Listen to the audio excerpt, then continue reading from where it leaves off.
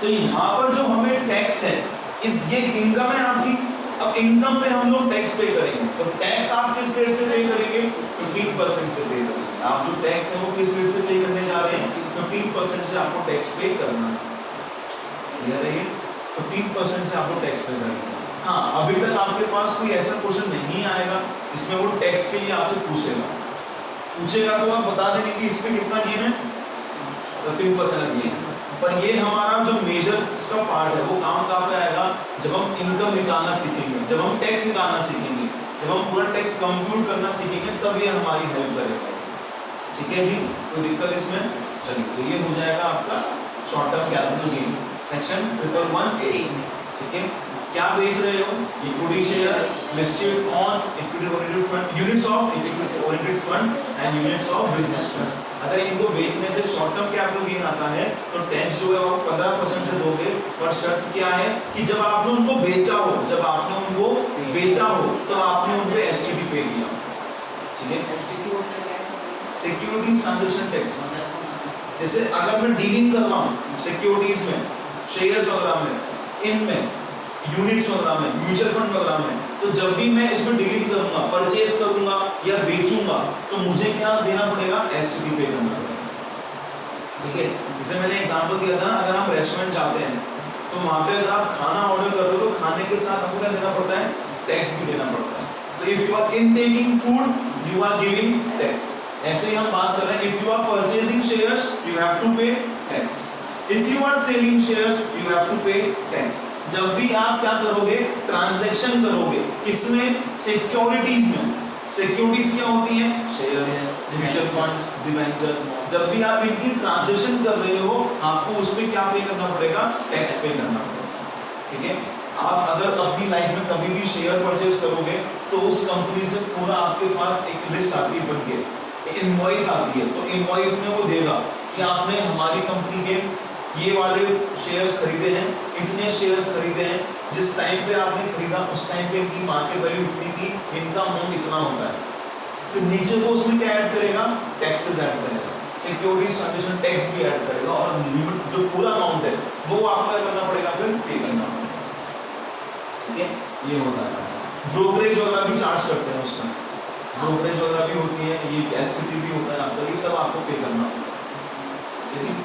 पर ब्रोकरेज की यहाँ पे नहीं बोली, इसने क्या बोला? आपका एसटीटी पे करना जरूरी है।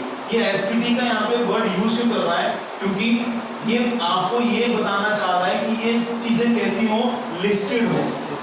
ठीक है, तो अगर आपके क्वेश्चन में आपको ये चीज दे कि भाई रिकॉग्नाइज स्टॉक एक्सचेंज से बेचा है, तो अगर आपने कोई चीज रिकॉग्नाइज स्टॉक एक्सचेंज के द्वारा बेची है तो उस पे एसटीटी पे हुआ ही हुआ होगा। ठीक है जी, क्लियर है ये? दूसरा, अगर वो आपको डायरेक्टली दे दे कि STT has been paid on these shares, तब भी हम समझ जाएंगे कि इस पर टैक्स जो है वो कैसे पे होगा? 15% से होगा। मतलब सेक्शन कौन सा लगेगा? 111। और अगर वो आपको ऐसा बोले कि शेयर जो है वो कैसे लिस्टेड है, तब भी सेक्शन कौन सा एप्लीकेबल है? आपका 111 होगा। मतलब ये जो सेक्शन है ये कुल मिला के लिस्टेड शेयर्स के लिए है, लिस्टेड होने चाहिए। अब कोई लिस्टेड कैसे है ये मुझे पता कैसे चलेगा? या फिर तो वो क्वेश्चन में आपको दे देगा कि लिस्टेड है, या फिर वो आपको देगा कि ये रिकॉग्नाइज्ड स्टॉक एक्सचेंज पे लिस्टेड है, या फिर वो आपको देगा कि इस पे एसटीटी पे किया है। ये तीन जानकारियों से मुझे पता चलेगा कि भाई ये शेयर्स मेरे कैसे हैं? लिस्टेड है। क्लियर है ये? चलिए, अब हम आते हैं किस पे? आपके सेक्शन 112A पे। ये किसका है? ये भी सेम इन्हीं तीन एसेट्स के लिए है, ये भी सेम इन्हीं तीन एसेट्स के लिए है। अगर आप इन एसेट्स को ट्रांसफर करते हो, इन पे लॉन्ग टर्म कैपिटल गेन कब आएगा? जब आपने इनको 12 महीने से ज्यादा क्या करा है? होल्ड करा है। हमने लिस्ट 1 पढ़ी थी, listed equity, listed shares, debentures, bonds, equity oriented fund और यूनिट्स ऑफ बिजनेस ट्रस्ट। ये सब किसमें है? आपके 12 मंथ वाले में। ठीक है, तो अगर 12 महीने से ज्यादा हमने इनको होल्ड करा है और फिर इनको होल्ड करने के बाद हम लोग सेल कर रहे हैं, ट्रांसफर कर रहे हैं, तो गेन कौन सा आएगा? कैपिटल गेन आएगा, लॉन्ग टर्म कैपिटल गेन आएगा इस पे।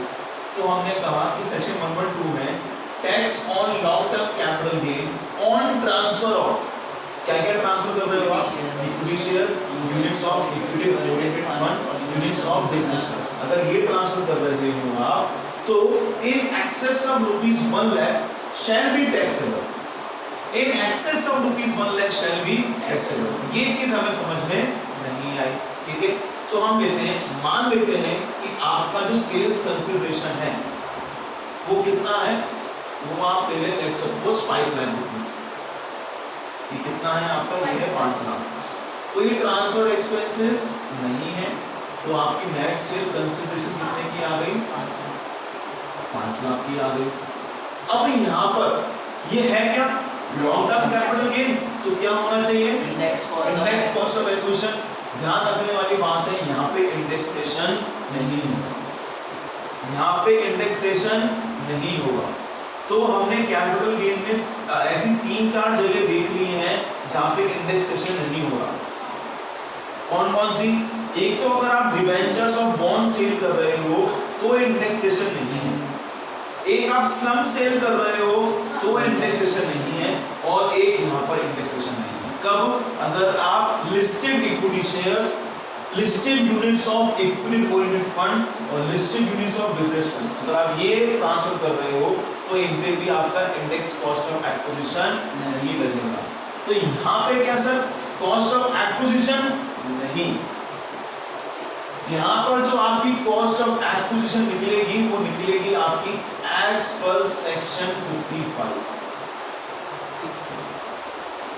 कैसे निकलेगी वो, एज पर सेक्शन 55, ठीक है जी।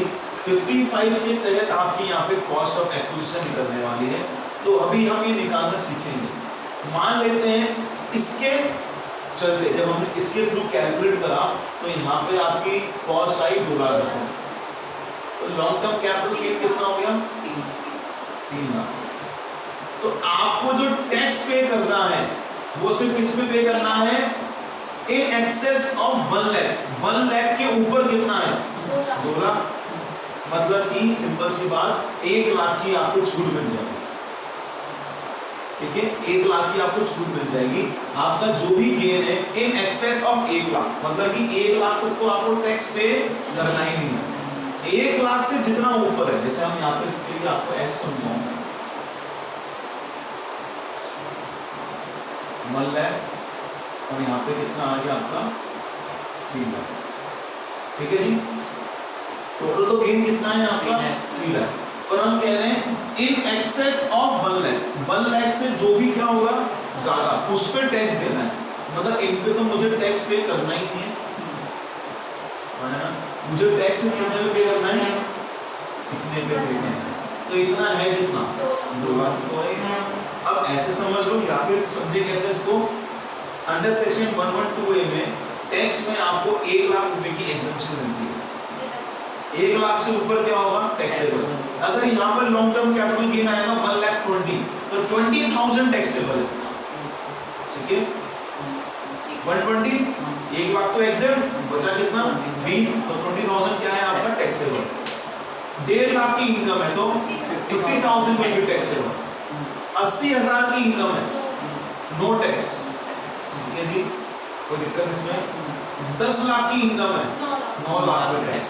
टैक्स किस रेट से जाएगा, 10% से जाएगा। मतलब कि इस वाले केस में टैक्स जो है वो कितना है, 2 लाख का 10%, 20,000 रुपए का टैक्स तय हो गया है, ठीक है। 20,000 रुपए का टैक्स जो है वो तय हो गया है। ये आप टैक्स पढ़ रहे हो as per the specified rates, ठीक है। इनके टैक्स तय कर दिए गए हैं कि इन पे टैक्स आपको 15% से देना ही है। ऐसी इनकम, इन एसेट से होने वाली ऐसी इनकम पे आपको 10% टैक्स देना ही है, ये तय कर दिया गया है, ठीक है जी। कोई भी आराम से कम करके बेच सकता है, मतलब शेयर्स होंगे 1 लाख से कम, अगर उसका 1 लाख रुपए लौटता है नहीं बेच सकता है, कोई दिक्कत नहीं है। नहीं हाँ वो बेचता है, पर उस टाइम पे गेन होना भी तो जरूरी है उसको। भाई मार्केट में फ्लक्चुएशन चल रहे होंगे, तो अगर गेन नहीं हो रहा तो वो बेच भी नहीं पाएगा वो फिर। वैसे अगर चाहे तो कर सकता है प्लानिंग में, कोई दिक्कत नहीं, हाँ धीरे धीरे करके बेचता है। पर जो गेन उसको मे बी अभी मिल रहा हो वो बाद में ना मिले, वो चीज़ भी है। और शेयर्स बेचने से पहले कौन सोचता है, भाई आज अगर अच्छी डील मिल गई, तो वो बेच ही देगा, वो अब वो नहीं सोचेगा कि मेरा लॉन्ग टर्म कैपिटल गेन आएगा, कितना आएगा, कैसे क्या है ये चीज।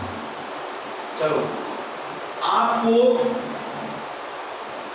1 लाख से ऊपर पे 10% टैक्स देना है, ये तभी मिलेगा अगर आपने निम्नलिखित शर्तें क्या कर रखी हैं, सेटिस्फाई कर रखी है। वो क्या है, बड़े ध्यान सुनेंगे, आप लोगों ने एसटीडी पेड कर रखा हो, आप लोगों ने एसटीडी पे कर रखा हो, खरीदते टाइम भी और बेचते टाइम भी, किस पे, इक्विटी शेयर्स पे। मतलब इक्विटी शेयर्स पे तो खरीदते टाइम भी टैक्स पे किया हो और बेचते टाइम भी टैक्स पे किया हो। पर अगर बात करें इसकी और इसकी, तो इसमें अगर आपने सिर्फ और सिर्फ ट्रांसफर के टाइम पे भी एसटीडी पे कर रखा है तब भी चलेगा, पर ट्रांसफर के टाइम पे तो पे करना जरूरी है। हाँ जी, नहीं, ट्रांसफर के टाइम पे, सिर्फ ट्रांसफर के टाइम पे, सिर्फ ट्रांसफर के टाइम पे। यहाँ पे भी ट्रांसफर के टाइम पे था और यहाँ पर दोनों के टाइम पे।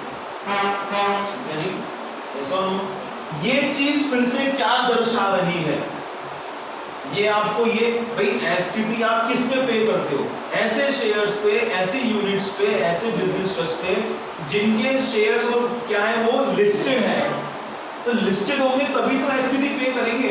तो ये वही चीज आपको दर्शाना चाहते हैं, ठीक है जी। हाँ, अगर क्वेश्चन में कहीं पे वहां पे लिखा हुआ हो कि लिस्टेड इक्विटी शेयर्स हैं, STD is paid on transfer of shares, STD is paid on transfer of shares, तो लॉन्ग टर्म कैपिटल गेन में सेक्शन 112 फिर एप्लीकेबल नहीं होगा। क्यों? क्योंकि यहाँ पे बोला गया है कि एसटीडी जो है वो पे होनी चाहिए खरीदते टाइम भी और बेचते टाइम भी, किसके रेस्पेक्ट में, इक्विटी शेयर्स के रेस्पेक्ट में। पर अगर बात करें किसकी, ओवरहेड फंड की या फिर बिजनेस ट्रस्ट की, तो ट्रांसफर के टाइम पे तो बेचना जरूरी है। अगर आपने ये सब कर दिया तो आपको जो यहाँ पे कैपिटल गेन आ रहा है इसमें आपको पहले तो 1 लाख की छूट दी जाएगी और रिमेनिंग पे आपका सिर्फ 10% से टैक्स लगाया जाएगा। क्लियर है ये? कोई दिक्कत इसमें? सर रिमेनिंग अमाउंट आएगा उसके बाद, जैसे 10% से पन्ने को लगा लिया टैक्स, तो फिर जो रिमेनिंग अमाउंट होगा वो क्या होगा, कितना रिमेनिंग अमाउंट किसका? जैसे मान लो मैंने 2 लाख लिया, हाँ 2 लाख पे 10%, हाँ तो 20,000 तो 1,80,000, वो तो हम इनकम निकालेंगे। इनकम पे टैक्स कितना पे करना है, हम टैक्स निकालने के काम कर रहे हैं बस। 20,000 का टैक्स है, ये हमें गवर्नमेंट को देना है, 180 तो आपका पैसा है, वो आपके पास ही रहेगा। पहले हम लोगों ने इनकम निकाली था, हम लोग क्या निकाल रहे हैं, इनकम। सैलरी से मुझे इतनी इनकम हुई, इससे मुझे इतनी इनकम हुई, उससे मुझे इतनी इनकम हुई, ये सारी इनकम हम लोग ऐड कर लेंगे। अब इस इनकम पे टैक्स निकालेंगे। मान लो मैंने 5 लाख रुपए कमाए हैं, तो क्या सारे 5 लाख रुपए गवर्नमेंट को दे दूं? मैंने सारे में 5 लाख कमाए, कि सारे 5 लाख गवर्नमेंट को दे दूं मैं? गवर्नमेंट मुझसे उसका कुछ परसेंटेज चार्ज करेगी, ठीक है। मान लो वो आता है आपका 10%, तो 5 लाख की इनकम पे अगर सरकार ने बोल रखा है कि 10%, ये जो इनकम निकाल रहे हैं, ये क्यों निकाल रहे हैं? आप आगे चल के देखोगे टैक्स निकालने के लिए सरकार ने स्लैब बना रखे हैं। सरकार ने क्या बना रखा है? स्लैब। 2.5 लाख की इनकम तक कोई टैक्स मत देना।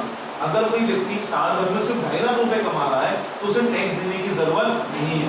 पर 2.5 लाख इनकम वो निकालने की जरूरत है हमें, तो पहले वो तो निकालेंगे ना कि एक व्यक्ति इनकम कितनी कमा रहा है। वो इनकम कमाने के बाद अब हम ये देखेंगे कि ये कौन से स्लैब में आ रहा है। 0 से लेकर 2.5 लाख तक की इनकम पे कोई टैक्स नहीं देना, ठीक है।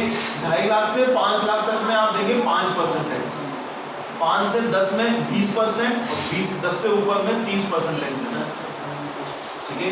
तो अगर किसी व्यक्ति ने साल भर में 12 लाख रुपए कमाए हैं तो उसकी भी हम वैसे ही निकालेंगे, 0 से लेकर 2.5 लाख तक कोई टैक्स नहीं देना। तो वो इनकम जो आपने निकाली, ये हमें तो निकालना सीखना है ना पहले, तो पहले हमने वो इनकम निकाली। अब मान लो मैं ऐसे जनरल वे में बता दूं आपको, एक व्यक्ति ने 6 लाख रुपए कमाए हैं, अब उसको सरकार को उसके स्लैब रेट के हिसाब से उसको 10% टैक्स देना है गवर्नमेंट को। तो 6 लाख का सिर्फ कितना हुआ? 60,000 में गवर्नमेंट को पे करो, आई एम फ्री। बस ये चीज करनी होती है। अब बाकी के 5-40 काम है भाई, वो तो मेरी इनकम ही है, वो तो मेरे पास ही रहेगी। यहाँ पे हम इनकम निकाल रहे हैं जस्ट टू कैलकुलेट टैक्स, हम सरकार को कितना टैक्स पे करेंगे उसके हिसाब से हम लोग इनकम निकाल रहे हैं, ठीक है जी। तो इस सेक्शन में 112A में क्या कोई बड़ी बात है? नहीं। अगर आपको इन तीनों एसेट्स को बेचने से लॉन्ग टर्म कैपिटल गेन हो रहा है तो उसका long term capital gain compute कैसे होगा? ये तो सेम है। यहाँ पे जो कॉस्ट है वो कैसी मिलेगी? एज पर सेक्शन 55 के तहत ये कॉस्ट जो है वो आपकी निकलने वाली है 2 लाख। हमने बाई चांस लिख दी हमारी, तो लॉन्ग टर्म कैपिटल है 3 लाख। तो अगर एसटीडी पे कर रखा है खरीदते टाइम भी और बेचते टाइम भी किनको? इक्विटी शेयर्स को। और आपने एसटीडी पे कर रखा है बेचते टाइम सिर्फ किसको? यूनिट नोट फंड्स और बिजनेस को। तो जी in excess of 1 lakh will be taxable, मतलब कि 1 लाख की आपको स्ट्रेट फॉरवर्ड छूट मिल जाएगी। मतलब 3 लाख अगर मेरी इनकम होगी तो 1 लाख की छूट, मतलब मुझे सिर्फ टैक्स कितने को देना है? 2 लाख को देना है। और वो आपकी रेट क्या रहेगी? 10%। क्लियर है ये? ऐसा हो, ठीक है। ये है आपका सेक्शन 111A एंड 112A।